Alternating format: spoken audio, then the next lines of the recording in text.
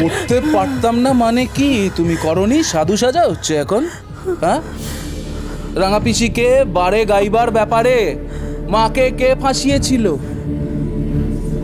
সেটা অন্য ব্যাপার ছিল লাল। সেটা সেটা সম্পূর্ণ অন্য ব্যাপার ছিল। তোমরা বাড়ির সকলে আমাকে আমাকে খানিকটা ভুল বুঝেছিলে লাল, ভুল ভেবেছিলে। আমি শুধুমাত্র ওই লোকগুলোকে বিশ্বাস করে ফেলেছিলাম, সেই জন্যই তো আমি।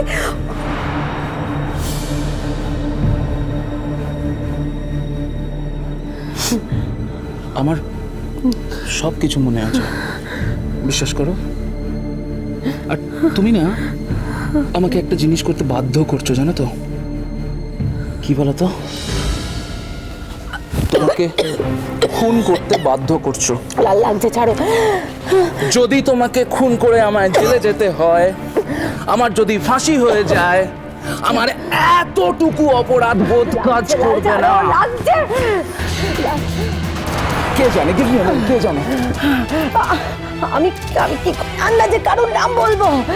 আমি আন্দাজে কারোর নাম বললে আমার কথা কেউ বিশ্বাস করবে না লাল। আমি নিজে সেই দোষে, আমার নিজের দোষে আমি জায়গাটা হারিয়েছি।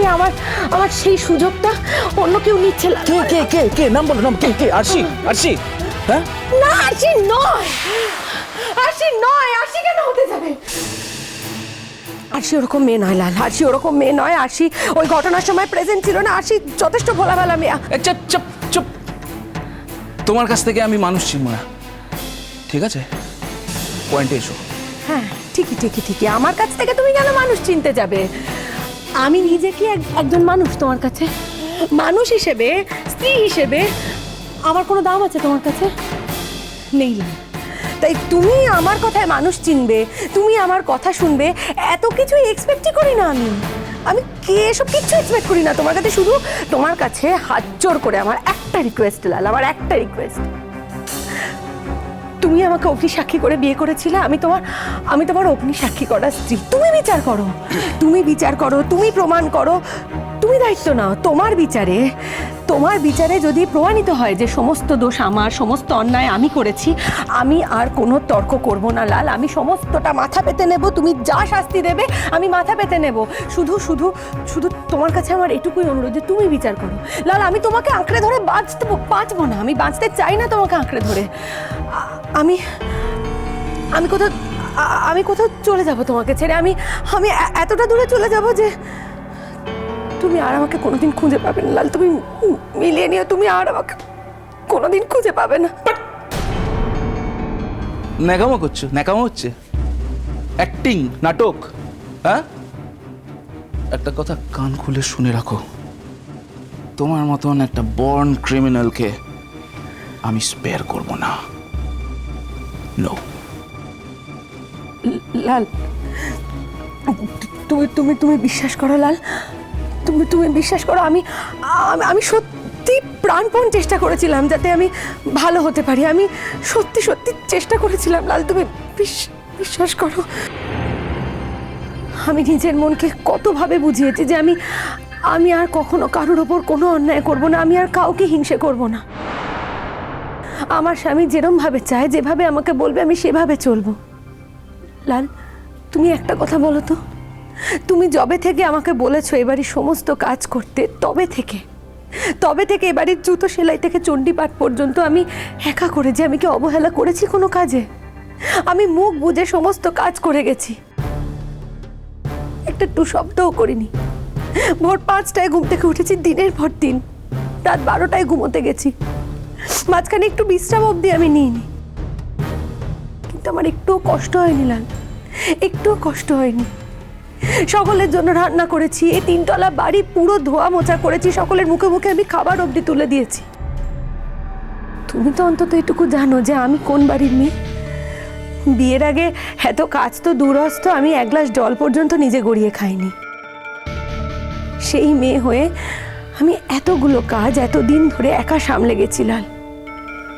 আমার মনে কিন্তু কোনো আক্ষেপ নেই লাল, কোনো আক্ষেপ নেই। আমি খালি ভেবেছি যে আমি আমার নিজের পাপের প্রায়শ্চিত্ত করছি।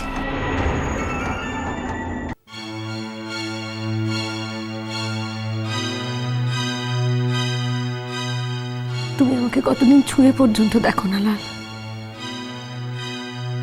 আমার সঙ্গে এক কাটে শোয়া পর্যন্ত বন্ধ করে দিয়েছো তুমি।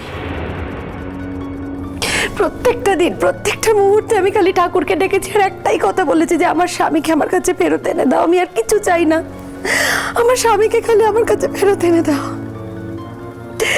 এই কারণে তুমি যা বলেছো, যেরকম বলেছো, আমি মুখ বুজে অক্ষরে অক্ষরে সবটা পালন করে গেছি। আর একটাই জিনিস মনে মনে চেয়েছি যে যে স্বামী আমার থেকে মুখ ফিরিয়ে নিয়েছে, যে স্বামী আমার থেকে অনেক দূরে চলে গেছে, তাকে শুধু আমার কাছে ফেরত পাঠিয়ে দাও ঠাকুর। আমি আমি আমি আর সহ্য করতে পারছিলাম না লাল। লাল, তোমার কি মনে হয় যে মেয়েটা তোমাকে পাওয়ার জন্য, তোমাকে কাছে পাওয়ার জন্য এতটা ডেসপারেট হতে পারে, সে অত বড় একটা অন্যায় আবারও করবে? তাহলে তো তুমি আবারও আমার থেকে দূরে চলে যাবে লাল। তুমি বিশ্বাস করো, এবারের ঘটনায় আমি ইনভলভড নই, আমি কিছু করিনি। তোমার কি মনে হয় এই কাজটা কে করেছে?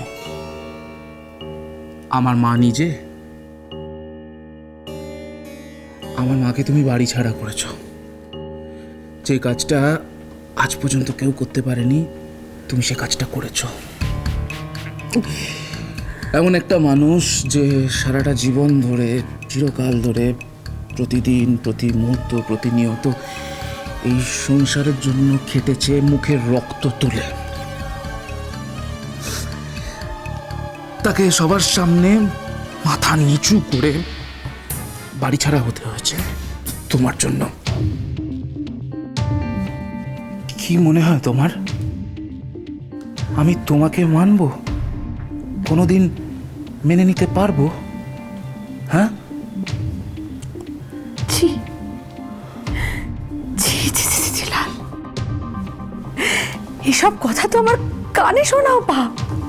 মার মতো একজন মানুষ, তার সঙ্গে কিনা এত বড় একটা অন্যায় করার কথা আমি ভাববো? লাল, এই ভূমি আর আগের ভূমি নেই লাল, এই ভূমি আর আগের ভূমি নেই। তুমি যদি এখন এই কথাটা বিশ্বাস করতে না পারো, তাহলে তো আমার নিজেকে শেষ করে দেওয়া ছাড়া কোনো রাস্তাই থাকবে না। ছাড়ো তো, নিজেকে শেষ করে দেওয়ার কথা বলছো। তুমি নিজেকে শেষ করবে কি? তুমি তো আমার জীবনটা শেষ করেছো। কি ভয় দেখাচ্ছ তুমি আমাকে? তোমাকে আমি বিশ্বাস করি নাকি? হ্যাঁ? আমার জীবনটা কি ছিল আর এখন কি হয়েছে?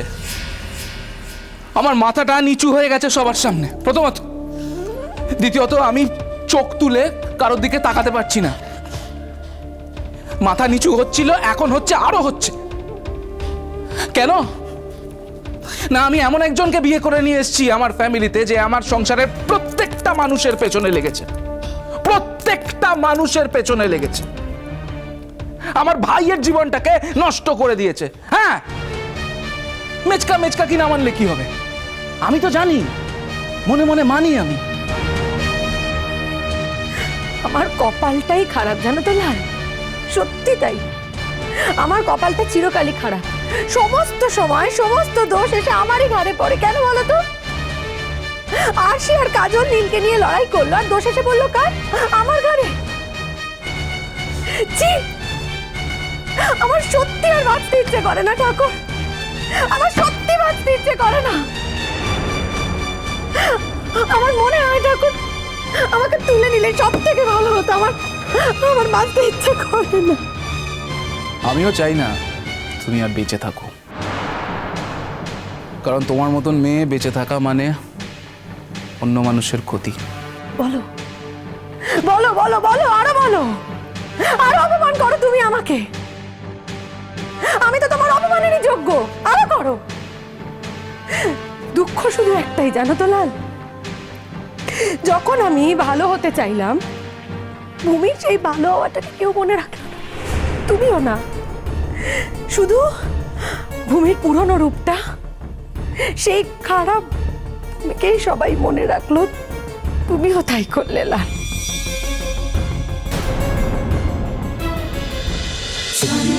বাজে